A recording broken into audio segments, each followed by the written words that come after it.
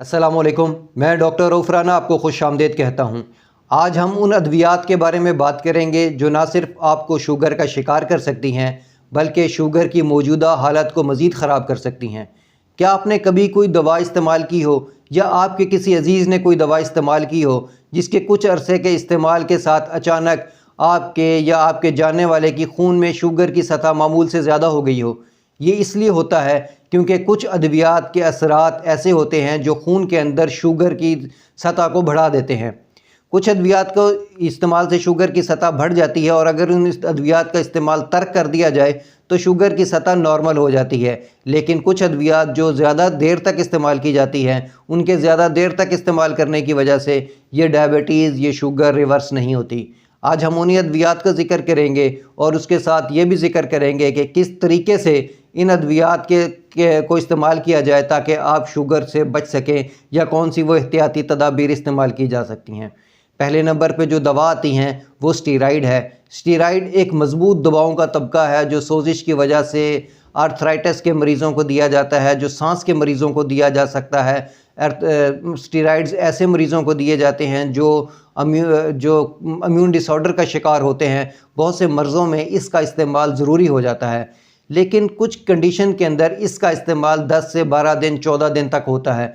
अगर आप 10, 12, 14 दिन तक इस दवा का इस्तेमाल कर रहे हैं जो कि स्टीराइड हैं, जैसे कि डेल्टा कॉर्टेल हो सकती है, जैसे कि रेपिकॉट हो सकती है, जैसे कि डेक्सामेथासोन हो सकती है, कैनाडेक्स हो सकती है, बेटनीलान हो सकती है, बेटनीसोल हो सकती है। अगर कुछ मखसूस अरसे के लिए, शॉर्ट टाइम के लिए आप इसका इस्तेमाल करते हैं तो ये इसके इस्तेमाल से आपके खून के अंदर ग्लूकोज का लेवल, शुगर का लेवल बढ़ जाता है। लेकिन जैसे ही आप दवा को छोड़ते हैं 10, 12, 14 दिन के बाद तो शुगर का लेवल दोबारा वापस आ सकता है। इसलिए ज़रूरी है जब भी स्टीराइड का इस्तेमाल करें हमेशा डॉक्टर की हिदायत के मुताबिक करें और जितने दिन डॉक्टर कहता है उतने दिन ही इस्तेमाल करें। स्टीराइड क्रीम में, इन्हेलर में, गोली में, इन्फ्यूजन में, इंजेक्शन में, बहुत सारी सूरतों में दस्तयाब होता है। ये कभी कभार ऐसी कंडीशन भी होती है कि जब इसका इस्तेमाल मुस्तकिल तौर पर करना पड़ता है, जैसे कि आर्थराइटिस के मरीज़ों में इसका इस्तेमाल लंबे अरसे तक किया जा सकता है। इसी तरह बाज़ इम्यून के मुदाफ़ती निज़ाम की ऐसी कंडीशन होती है जिसमें इसका इस्तेमाल लंबे अरसे तक किया जाता है। अगर इसका इस्तेमाल लंबे अरसे तक करना मकसूद हो तो डॉक्टर की हिदायत के मुताबिक इसकी डोज़ के लेवल को इंतहाई कम किया जाता है।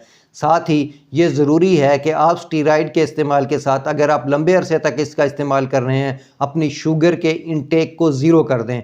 कोशिश करें कि शुगर का इस्तेमाल ना करें और इसके साथ वर्जिश, वॉकिंग, जॉगिंग इसकी आदत अपनाएं, अपनी लाइफस्टाइल को चेंज करें। अगर आपने ये ना किया और शुगर का इंटेक भी लेते रहे और इसके साथ जॉगिंग और वॉकिंग ना की तो मुमकिन है कि आपको कुछ साल बाद डायबिटीज़ का शिकार हो सकते हैं।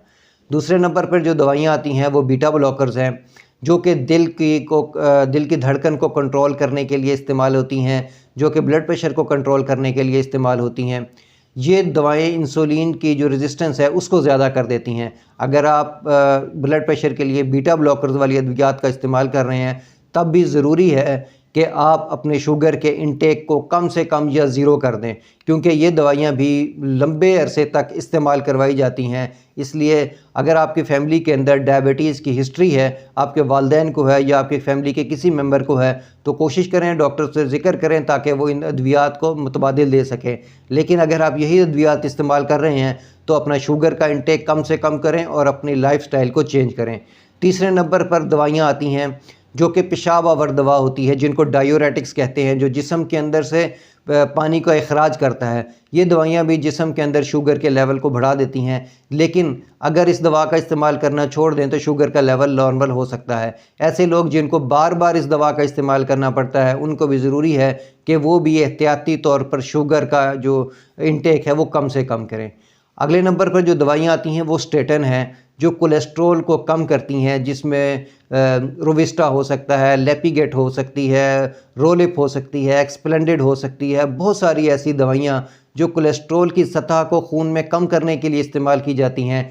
चूँकि ये दवाइयाँ भी लंबे अरसे तक इस्तेमाल करनी होती है तो इनके ज़्यादा देर तक इस्तेमाल की वजह से जिस्म के अंदर शुगर का लेवल बढ़ जाता है। इसलिए ज़रूरी है कि अगर आप स्टेटन्स का इस्तेमाल कर रहे हैं, कोलेस्ट्रॉल को कम करने वाली अद्वियात का इस्तेमाल कर रहे हैं, तो आप अपने शुगर के लेवल को कम करने के लिए अपने जो ग्लूकोज की इंटेक है, शुगर का इंटेक है, कार्बोहाइड्रेट्स का इंटेक है, उसको कम से कम करें और अपनी रोज़ाना जॉगिंग और वॉकिंग की आदत और वर्जिश की आदत को लाजमी रखें।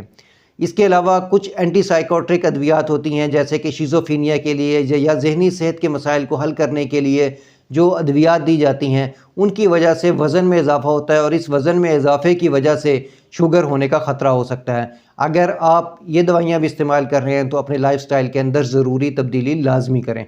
मुझे उम्मीद है कि मेरी ये मालूमात आपके लिए फ़ायदेमंद होगी। अल्लाह आपको और आपके तमाम अहले खाना को सेहत वाली ज़िंदगी अता करे। अल्लाह हाफ़िज़।